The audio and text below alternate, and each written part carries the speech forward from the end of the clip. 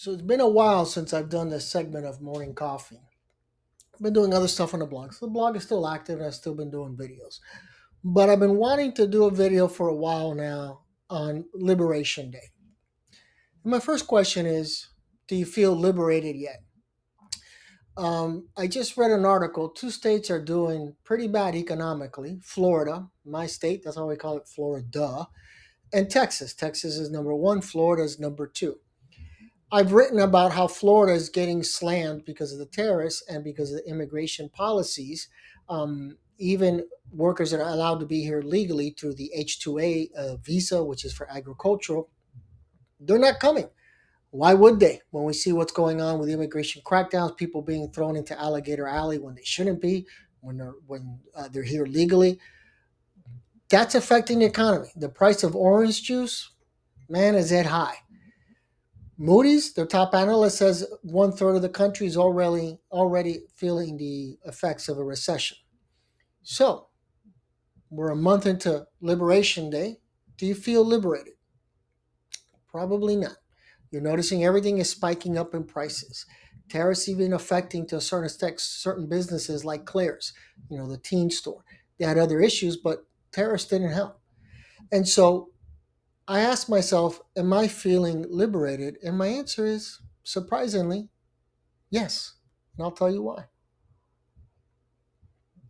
No matter how many times people tell me on social media that the consumers don't pay on tariffs, that makes zero sense. I always do the follow up question. So if it cost you $10 to bring a product in, you would sell it for $10? No, you would sell it for 11 to get a profit. No whatever response to that question. And then they also say the business should eat the tariffs. So if something used to cost $10 to bring it in for your business and now it costs 11, you'll continue to sell it for 10?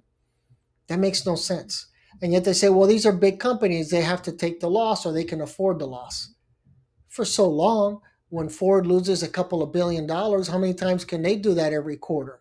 And by the way, the part that people continue to not understand is that the board of directors has a legal, moral, ethical obligation to make money for the shareholders. And obviously, eating that tariff and not passing that expense to the consumer is losing money, which means the shareholders lose money. And the board of directors isn't going to be around much longer. They're all going to get voted out if that's their answer to tariffs, eat the tariffs. That's not going to work. But I'll tell you why I'm feeling liberated. Because as much as I've had to explain this over and over and over again, a lot of people jump in the post and say, yeah, that's how tariffs work. But there are those people who say, no, well, here's something to consider. No matter what, you're going to pay the same price for me as for a new TV, a banana. I don't care what it is. I don't care what side of the political aisle you are on. You're going to pay the same exact price. So you can make this as political as you wish.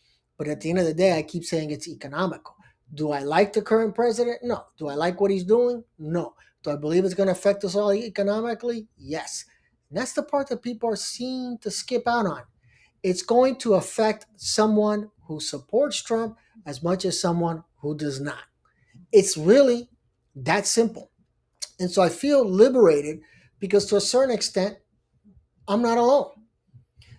In 2016, when Trump was president the first time around, maybe things were better in other parts of the country, but Miami was not. Miami was getting hit hard. And the only answer that I ever got that I said, yeah, that makes sense, was from an immigration attorney. And everybody in Miami, people knew it, but everybody was struggling all of a sudden when president took over. Literally, my income just boom, like it fell off a table. It was like a bowling ball right off the table. The question is why? Why would it be bad? And this immigration attorney told me, obviously his clients are all immigrants. He had said they come from other countries and they're used to these shifts and changes in government policies, drastic changes, right? Because really, realistically, our government's never really had drastic changes. You have to admit that one guy was president, another person comes in as president, things kind of stayed the same. Things changed with George Bush and the 2008 Great Recession. But for the most part, all our lives, that's pretty much the way that it was. Life continued as normal. We were okay. Things changed, right? 2016, why was there such a change in Miami? He had said they're used to these different governments, different ideas, and they're used to the economy boom or bust. It goes all the way up here, and then comes a new guy, and what they do is they retract, they hold their money. That's what I've been saying from day one. When people are not sure what they're going to do, they're going to hold on to their money.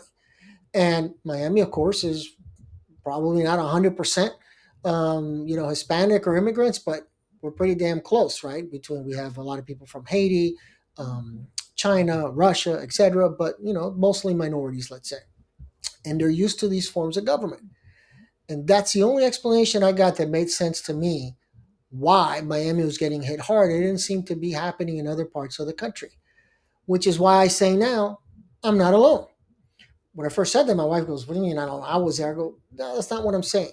What I'm saying was back then I was alone. It was just one little segment, Miami, where this was going on. Other parts of the country, people seem to be doing okay. Wasn't happening here. Wasn't happening in Miami." And that's because the Hispanics or the other countries that come from these other countries would have these radical changes in government were saying, we're going to hold on. When they weren't holding on, they weren't spending. That's not the case anymore, is it? Right? Las Vegas is getting hammered for not having the tourism, right? Florida, same thing, especially Southwest Florida, has a lot of Canadians. New York City is feeling the effects of Canadians not visiting. Vegas has a 66% occupancy rate last time I wrote about it when it comes to tourism. So all these tourism states are getting hammered. People are going elsewhere. Why come here? But then there's the issue with the tariffs. Most of these companies has been eating the tariffs all along. That ain't going to last forever. And we've already seen where companies are saying, yeah, that's going to change. Walmart being one of them. People like to cite Ford. I've seen it in my post. Oh, well, Ford said that they were going to give the employee discount. Yeah, they said that 8 months ago. They're not saying it today. That's it. They've already lost a few billion. They're done with that game. And so this time, I don't feel like I'm alone. Now, I'm going to be just as screwed as everybody else, right? But that's the part that I keep trying to hit people over the head over. I don't care what your politics are. What I care is what your economics are. And the economics are we are all going to pay the same price for that cup of coffee that's 50% higher now from Brazil, or those oranges from Florida because we're having a shortage of agricultural workers. And countries like Canada isn't getting their oranges anymore from my state. All that has an effect. It is a snowball effect. Republicans like saying trickle down effects. I don't like to say that because they still imply that trickle down economics works. I've always thought it works in the negative. It's all trickling down. And I've always said what's trickling down you don't want, what's left over. But it is a snowball effect. We are seeing that as the economy continues and the progression that it's at now. India got hit with 50%. Trump is threatening whoever does business with Russia, they'll get hit with 50%. Hey, we all pay the same price at the end of the day. And unfortunately, we only learn from our mistakes. The tariffs are not a good idea.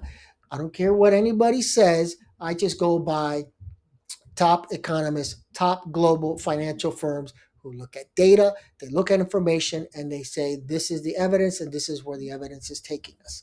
No different than a detective, no different than a lawyer. Where does the evidence take you? So, hey, you feel liberated? It might be because your wallet's being liberated from its money.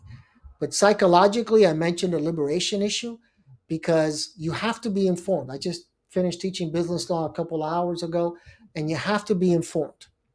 You have to know what's going on because it could affect your business. It could affect you personally, right? I don't care who you are. If you say, well, I don't buy products, my business is a service. If the people buying other products don't have money now to hire you for their service, whether it's an accountant or a lawyer or whatever else, then you're going to feel it too. And so you have to be informed. What I'm not going to do is go absolutely nuts over everything that he says, which he says a lot of stuff that are just pure crazy, and I pay attention to 1% of it. So you have to be informed. You just can't have them living rent free because if you do, you're the one that's going to go crazy. And by the way, with no health insurance and getting deducted from Medicaid, yeah, good luck with that. No protections there. But you have to be informed and realize that, again, I don't care who you are. I don't care whether you voted for one side, voted for the other, didn't vote at all. We are all in this game together. And that's the division that I cannot stand Because at the end of the day, while you think it's us versus them, your wallet doesn't take that approach. They can lie to you. I think Trump said the other day, trillions has been collected um, in tariffs. 100% lie. All these jobs have been. Everything was a lie that he posted, I think, yesterday regarding how well tariffs are going. But there's one thing that's not going to lie, and that's your checking account.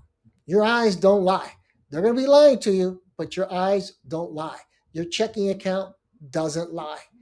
And so if you think it's us versus them, keep thinking that way because you're going to pay the same amount as me for the same product every single time.